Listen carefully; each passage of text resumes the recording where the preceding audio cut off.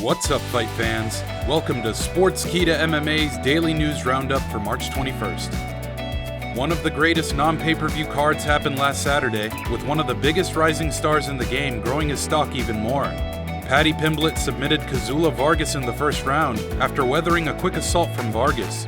At the post-fight press conference, White was asked to compare the stardom of Pimblett to another UFC star in Sean O'Malley, and he had this to say: "I don't know, it's close. They're both huge. The difference between a guy like Paddy, these guys that are from England or Brazil or China or wherever it is, they've got a whole country behind them. You know what I mean? America doesn't really work like that. So when you can become a star like O'Malley is in America, that's a big deal."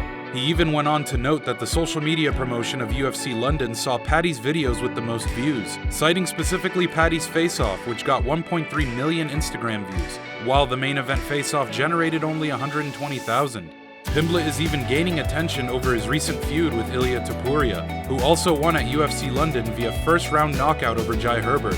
Topuria and Pimblett recently got into a hotel scuffle that involved Pimblett throwing a hand sanitizer bottle at Topuria's head, and both men exchanging insults. After Topuria's win, he called out Pimblett, "Your guy here, he's a win or lose, I want to fight you next and kick your ass like I did the last time. I want that blonde." Oddly enough, Pimblett called out Meta CEO Mark Zuckerberg after his victory for the banning of his social media accounts. But at the post-fight press conference, Pimblett addressed Topuria. "Everyone wants to fight me. Everyone wants to hang on my coattails. No one knew who Hand Sanitizer Boy was until he tried to start an altercation with me. I'm the draw. Everyone wants to fight me." Do you think the two need to settle their beef in the Octagon? Ali Abdelaziz recently went back and forth with Jake Paul on Twitter. Abdelaziz is Kamaru Usman's manager, and he recently tweeted about Dana White's hesitancy in making a McGregor vs. Usman matchup.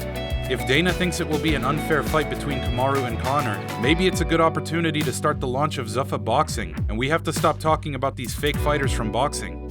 This prompted Jake Paul to respond, "Mr. Informant, do us all a favor and shut your peanut head mouth. The only thing fake is your boy Usman's boxing skills. He won the belt from Tyron Woodley by decision. You seen what I did." Then Abdelaziz fired back, "I wasn't even talking about you, but if you are so tough and you say you have a wrestling background, you can come to the UFC at 185 pounds, and you have a fight in your hand with the pound-for-pound king Kamaru Usman, and I know Dana White would love to see your face get smashed." And he even insulted Paul's fame. Very irrelevant, and you flopped with your Showtime deal, and now you want to be in the UFC so bad. Dana White, please give this man a piece of bread. Jake Paul, the YouTuber turned boxer who knocked Tyron Woodley out cold, has been campaigning for fighter pay reform for the better part of a year and a half. Last week, Paul was on an Endeavor earnings call, hoping to learn as much as he could about fighter pay, but was met with stern resistance from Endeavor CEO Ari Emanuel. Uncle Dana once said that he respected Jake Paul's entrepreneurial spirit, but recently sung a different tune. Come on, guys, who gives a f***? Who cares what this kid says? I know it gets you guys clicks and shit, but listen, he's doing his thing. He's the champion for fighter pay in the UFC. Give me a break. This kid knows how to get attention. He is looking for attention, and you guys keep giving it to him. How would the MMA world react if Jake Paul got an immediate title shot if he signed a deal with the UFC?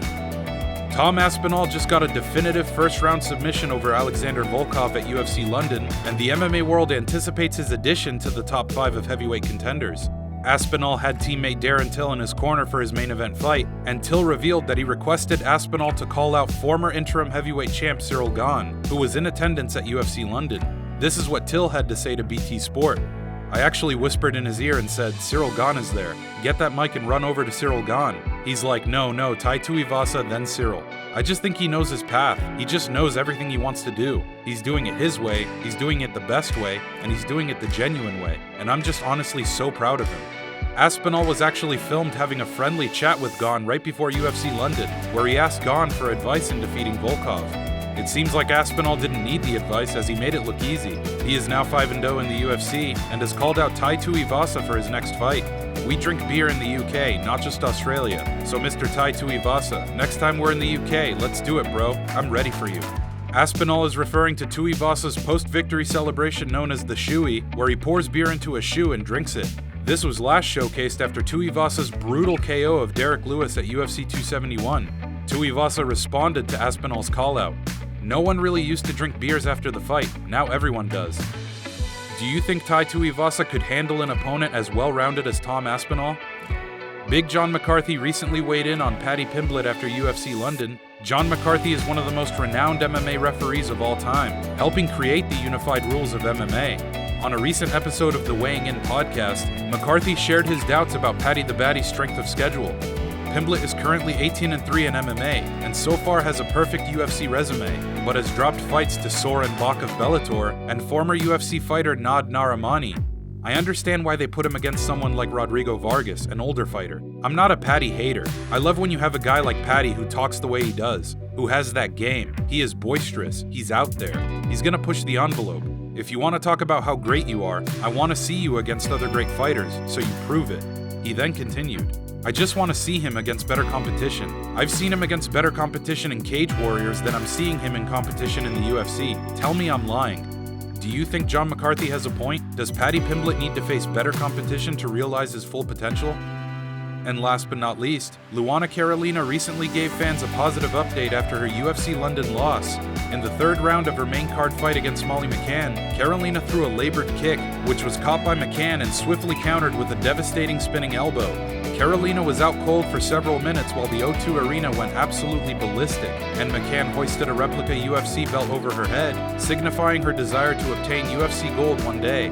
As for Luana Carolina, she gave an update on her Instagram that reads, Thank you so much for everything, for everyone's comments and positive messages. You are wonderful. Obviously, I was sad. Who wouldn't be? But it's for the sport. Anyone who has climbed into an octagon knows what I'm talking about. It was my opponent's day. All credit and congratulations go to her. And even with all this, I'm still smiling, because it's not just the moment of the fight that makes me happy, but everything I've done to conquer and deserve this opportunity to be in the biggest event in the world. That about does it for Sportskeeda MMA's Daily News Roundup. Here is one final question for you fight fans. With Dana White recently expressing his desire to go back to London this year, do you think we will see Usman vs. Edwards 2 for the next UFC London main event? Don't forget to subscribe and follow Sportskeeda MMA on all our social media platforms. Thanks for tuning in.